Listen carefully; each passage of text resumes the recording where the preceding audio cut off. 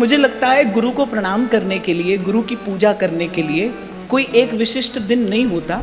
एक उपासक, एक साधक, एक भक्त तो नित्य ही उत्सव मनाता है, और वो जो उत्सव मनाता है वो क्या है? वो उसकी गुरु की कृपा का उत्सव ही तो है। आप नित्य अपने श्री जी को लाड़ लड़ाते हो, उनकी सेवा करते हो, भजन करते हो, और उस सेवा भजन साधन से जो भी आपको सुख मिलता है, ये गुरु की कृपा का उत्सव ही तो है। ये जो आनंद जीवन में आया है, ये सब गुरु की कृपा से ही तो आया है। इसलिए मुझे तो लगता है एक साधक के जीवन का तो हर क्षण गुरु की पूजा होना चाहिए। कम से कम जिन लोगों ने वस्तुतः गुरु की महिमा जानी है, जिन लोगों ने, जिन बड़भागी जनों ने वस्तुतः गुरु की महिमा जानी है, उन्होंने तो यही कहा है, रे मन सोया क्या करे, जागन की कर चौं, हरदम हीरा लाल है, गिन गिन गुरु को सौ।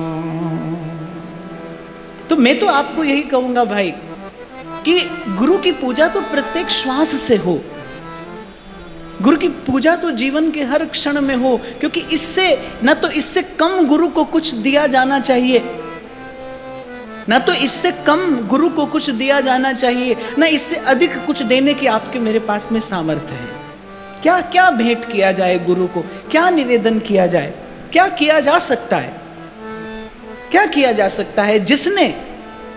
जिसने हरि सो धन हृदय दियो और छुड़ा दियो संसार, उसको क्या दिया जा सकता है? मैं कई बार जब कभी अपने भाव में होता हूं तो मैं कई बार इस बात का विचार करता हूं, तो मुझे लगता है भाई एक गुरु ही है जिसको कुछ नहीं दिया जा सकता। इसलिए मैं कहता हूं संसार का प्रत्येक संबंध लेने और देने पर चलता है। ये पूरा संसार, ये जगत का संपूर्ण निर्वाह जो है, ये इसी लेने और देने पर ही आधारित है। एक संबंध ऐसा है यहाँ पर लेना और देना नहीं है, और वो है गुरु का।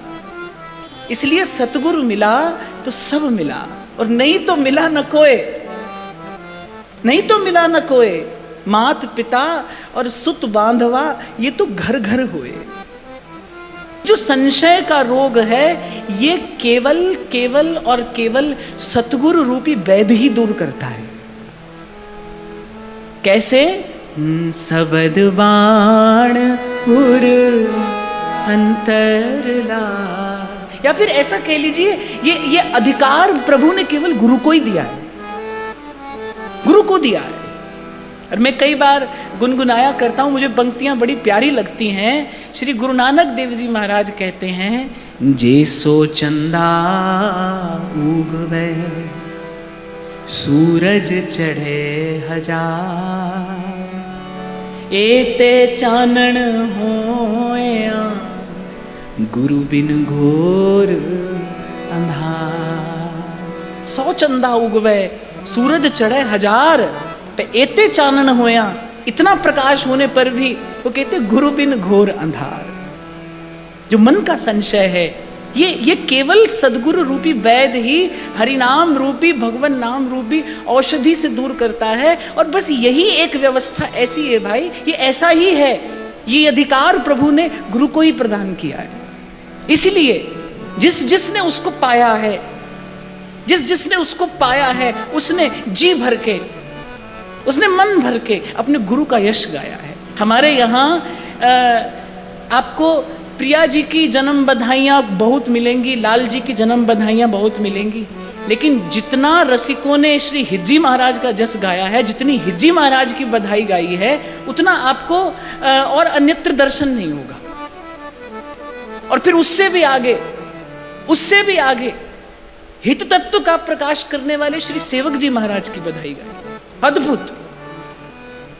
इसलिए मैंने आपको निवेदन किया कि बाप, ये जितना भी आध्यात्मिक संपदा आप देखते हैं, आदि से लेकर और अनंत तक, ये जितनी भी आध्यात्मिक संपत्ति आप देखते हैं, सब गुरु की ही कृपा है। देखो, संसार का सौंदर्य किसके लिए है? एक बार विचारो इस संसार का सौंदर्य किसके लिए है? उसके लिए जिसके पास नेत्र हैं, जिसके पास दृष्टि है देखने की, उसके लिए संसार का सौंदर्य है। और उससे भी आगे जिसके पास दृष्टि के साथ साथ सौंदर्य बोध भी है। कभी कभी दृष्टि होती है लेकिन उस व्यक्ति के पास सौंदर्य बोध नहीं होता, उसे सुंदर असुंदर का भेद ही पता नहीं होता। ध्रुवदास जी एक ऐसा उदाहरण देते हैं, कहते हैं मोयो ना सुन राग धुन और बिंध्यो ना उर छवि बान, ताको ऐसे जानिए पाहन चित्र समान। कुछ कुछ लोग ऐसे बस मूर्ति सी ही होते हैं, भावहीन से। तो एक तो पहले तो दृष्टि की आवश्यकता है, फिर उसके बाद सौंदर्य बोध होना चाहिए, सौंदर्य का सुख लेने के लिए, सौंदर्य का आस्वादन करने के लिए। पर मुख्य दृष्टि है। अगर दृष्टि नहीं है तो व्यर्थ है, संसार का सब सौंदर्य व्यर्थ है। ऐसे ही भगवान तो अनादि हैं और अनंत हैं, सदा हैं और सर्वत्र हैं, भीतर हैं और बाहर हैं, आगे हैं और पीछे हैं, कहाँ नहीं है। पर इस भगवत तत्व की अनुभूति और इस भगवत तत्व का सुख प्राप्त करने के लिए गुरु द्वारा प्रदत्त दृष्टि की आवश्यकता है।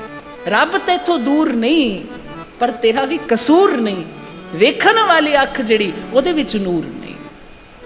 और गोस्वामी जी रामचरितमानस का आरंभ करते हुए कहते हैं कि भाई नहीं दिखता, नहीं सूझता हमको। इस संसार में रहते हुए कहते भले रहिए कण कण में भगवान है, पर कहाँ दिखता है, कहाँ सूझता है, क्यों नहीं सूझता? बोले दृष्टि में दोष है। और गोस्वामी जी कहते हैं वो दृष्टि का दोष जाए कैसे? गुरु पद रज मृदु मंजुल अंजन, नयन अमीय दृगदोष विभंजन। बोले गुरु के चरणों की जो रज है उसे आंज लेने से वो दृष्टि का दोष दूर हो जाता है। प्रथम ही श्री गुरु के चरण उर्धर करो विचार। सेवक जी कह रहे हैं कि प्रथम जो सेवहूं गुरु के चरण। सबने जो ये गुरु का यश गाया है उसका एक ही कारण है भाई कि सब कुछ मिलेगा। मैं कई बार आपको कहता हूँ, यहाँ आप कुछ भी करिए, क्रिया की प्रतिक्रिया बड़ी स्वाभाविक है। थोड़ा करोगे थोड़ा मिल जाएगा, बहुत करोगे बहुत मिल जाएगा। कोई आपको थोड़ा दे देगा, कोई आपको बहुत दे देगा, लेकिन सब कब मिलेगा?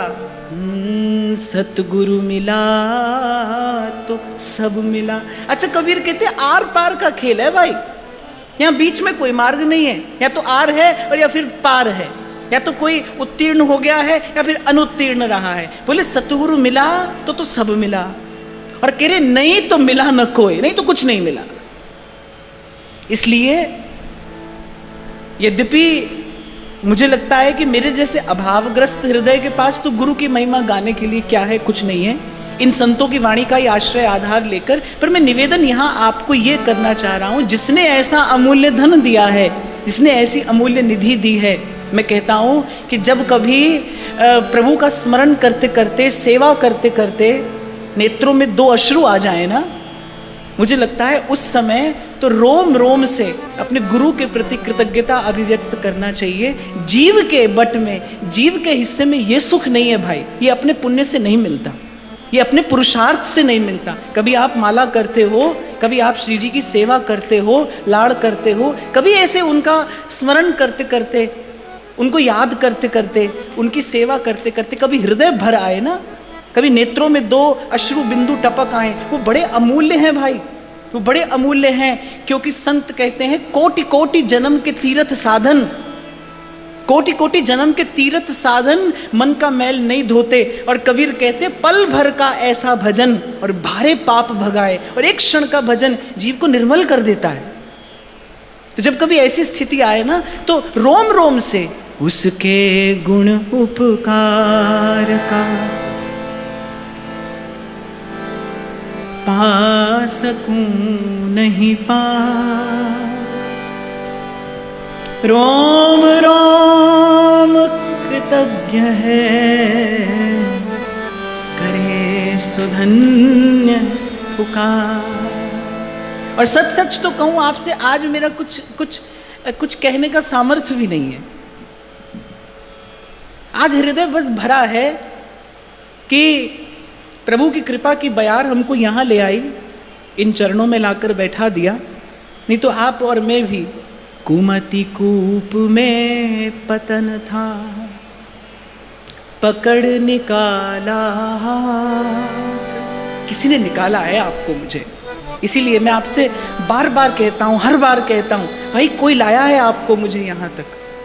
कहीं ना देखिए, कहीं ना देखिए। आगे भी मैंने आपको कई बार सुनाया, मुझे ये छोटा सा प्रसंग पर बहुत मार्मिक और बड़ा प्रिय लगता है कि जब प्रभु को वनवास हो गया और जब भरत जी अपनी ननिहाल से लौट कर आए, तो कौन कल्पना कर सकता है भरत जी के हृदय में कैसी पीड़ा हुई होगी।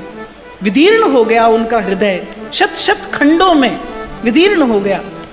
पर भरत जी कहते हैं कि अपनी ओर देखता हूं तो विचार आता है, क्या मुख लेके प्रभु के सन्मुख जाऊं।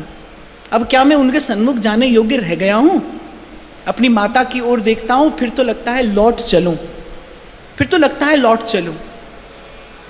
लेकिन जब अपने शील निधान प्रभु के स्वभाव की ओर देखता हूं तो मन लगता है दौड़ कर जाऊं और प्रभु के चरणों से जाकर लिपट जाऊं। तो भाई अपनी ओर न देखना, इनके स्वभाव की ओर देखना, इनके स्वरूप की ओर देखना। और यही मैं आपको अभी कुछ क्षण पहले निवेदन कर रहा था, आपके मेरे जीवन का तो हर क्षण अब गुरु की पूजा होना चाहिए।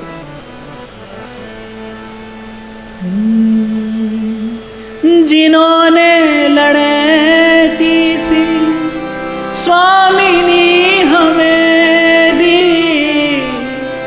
दिए लाल से नेह सागर छबीले, दिए फूक प्राणों में वंशी के वे स्वर, मिले जिनसे उन तक पहुँच के वसीले। महारंक को प्रेम सा धन लुटाया, महारंक को प्रेम सा धन लुटाया। उन्हीं व्यास नंदन जय बोलते, जिन्होंने हमें प्यार करना सिखाया। नंदन की जय बोलते हैं। अब ये तो भाई कुछ ऐसी परिपाटी चल पड़ी है। ये तो मुझे लगता है कि पहली बात तो गुरु के लिए क्यों एक दिन हो, हर दिन हर क्षण उसी के चरणों की कृपा पर न्यौछावर है, बलिहारी है। पर यदि हो भी तो कैसी पूजा हो गुरु चरणों की। मुझे तो लगता है आज का दिन वस्तुतः कहने सुनने के लिए है नहीं। देखो दीपक का आदर क्या है। आपके हाथ में किसी ने दीपक धर दिया हो और आपसे कोई ये कहे कि इस दीपक का आदर करिए, इस दीपक का सम्मान करिए, तो उस दीपक का सम्मान क्या करेंगे आप? क्या दीपक की दीपक से आरती उतारेंगे? ये तो मुझे ठीक जान नहीं पड़ता। मुझे लगता है दीपक का सम्मान क्या है कि उस दीपक से या तो प्रभु की आरती उतार दी जाए या उस दीपक के प्रकाश में बैठकर अपने गुरु की वाणी पढ़ ली जाए, कोई सदग्रंथ पढ़ लिया जाए, स्वाध्याय कर लिया जाए। गुरु दीपक का वास्तविक आदर तो यही है। गुरु क्या है, किस प्रकार गुरु का संग किया जाना चाहिए और सतत गुरु का संग किया जा सकता है। मैं तो आपको यहाँ एक बात और बताऊंगा, जिस क्षण गुरु का संग छूटता है एक साधक से, जिस क्षण गुरु का संग छूटता है, बस उसी क्षण माया और काल उस पर प्रहार करते हैं। नहीं तो कर नहीं सकते, नहीं तो कर नहीं सकते। कबीर तो डंके की चोट पर कहता है, सांचे गुरु का बाल का मरे न मारा जा। सिकंदर के दरबार में गए, सलाम नहीं किया। सिकंदर ने कहा हमको सलाम क्यों नहीं करते? क्योंकि कबीर ने कहा हम हर सांस से अपने राम को सलाम करते हैं। तुझे सलाम करने के लिए पहले वहां से सलाम छोड़ना होगा। हम 8 पहर हर घड़ी अपने राम को सलाम करते हैं। कहने का तात्पर्य उनका ये है, जिस क्षण गुरु का संग छूटता है बस उसी क्षण माया प्रवेश करती है, उसी क्षण चित्त में विक्षेप उत्पन्न होता है। लेकिन सतत गुरु का संग और सेवन करने की विधि क्या है? गाते तो हैं आप और मैं, उठत बैठत सोवत जागत, उठत बैठत सोवत जागत, ओ मेरी जुड़ी रवे गुरानल तार, लिख दे लिखन वालिया, लिखन वालिया। ये जो सतत सेवन है गुरु का, सतत संग है गुरु का, किया कैसे जा सकता है? जब जब नाम जपो गुरु का ही संग है, नाम के रूप में, भाव के रूप में। जब ध्रुवदास जी कहते हैं ना, प्रथम ही श्री गुरु के चरण उर्धर करो विचार, क्या तात्पर्य है इस पंक्ति का? बड़ा गूढ़ार्थ लिए है अपने आप में ये पंक्ति। वो कहते हैं कि अब मैं विचार भी अपने गुरु का अनुगमन करते हुए ही करता हूं। आप देखो, विचार से तो हम कहां कहां चले जाते हैं ना, गुरुजनों की सेवा में रहते हुए भी, गुरुजनों के पास बैठे हुए भी हम विचार से तो जाने कहां कहां चले जाते हैं। पर ध्रुवदास जी कह रहे, गुरु के चरण उर्धर के ही मैं अब विचार करता हूं। मैं विचार भी अपने गुरु के अनुगमन के बिना नहीं करता, मेरा विचार भी गुरु के ही पीछे पीछे चलता है। जो विचार मेरा गुरु करता है वही विचार मैं करता हूं, अर्थात अब मेरे गुरु का विचार ही मेरा विचार है। सेवक जी ने भी यही बात कही है, हरिवंश विचार परे जो रहें, हरिवंश धर्म धुरा निभहें। और फिर कहते हैं, यदि ऐसा हो जाए तो हरिवंश निवाहक हैं तिनके, सुख संपत्ति दंपति जू जिनके। और हरिवंश विचार क्या है? हरिवंश विचार क्या है? कबहुक निर्मित तरल हिंडोला, झूलत फूलत करत कलोला, कबहुक नवदल सेज रचावही, श्री हरिवंश सुरत रति गावही। ये हिज्जू का विचार है। मुझे लगता है कि गुरु को मानुष जानते ते नर कहिए अंध, जो केवल गुरु को मनुष्य जानता है। अब जब आप गुरु को केवल मनुष्य जानेंगे, मनुष्य मानेंगे, तो फिर देह के धरातल भी पर ही आप पूजा कर पाएंगे, उससे अधिक आप जा नहीं पाएंगे। पर मैं समझता हूं, जब बात गुरु की आए तो गुरु के साथ ऐसा औपचारिक और व्यावहारिक व्यवहार नहीं होना चाहिए। हर क्षण गुरु की पूजा, हर सांस गुरु की सेवा। मुझे बड़ा प्रिय लगता है सूरदास जी का वाक्य। वो करे, अरे मैंने जो गाया है अपने अपने आचार्य का ही तो यश गाया है, ये गुरु की कृपा की ही तो बलिहारी है। ये जो नहीं तो सूर कहा कहे द्विविध आंधरो। कहते हैं कि जब सूरदास जी से कहा किसी ने तो दुखी हो गए सूरदास, और फिर कहते हैं अब आपने कहा है तो मैं गाता हूं, भरोसो दृढ़ इन शरणन केरो, श्री वल्लभ नखचंद्र छटा बिन सब जग माही अंधेरो। कहते हैं, साधन और नहीं या कली में जासो होत निबेरो। अरे गुरु की कृपा के बिना निस्तार हो ही कैसे सकता है? और फिर सूरदास कहते हैं, अरे मेरी ओर देखो, सूर कहाँ कहे द्विविध आंधरो, बिना मोल को चेरो भरोसो, दृढ़ इन चरणन केरो भरोसो, दृढ़ इन चरणन। सूर कहा कहे द्विविध आंधरो। आपको लगता है कि मैं बाहर से अंधा हूं? अरे मैं तो भीतर बाहर दोनों तरफ से अंधा हूं। मुझ जैसे सूर का निस्तार आचार्य की कृपा ने ही तो किया है, गुरु की कृपा से ही तो हुआ है।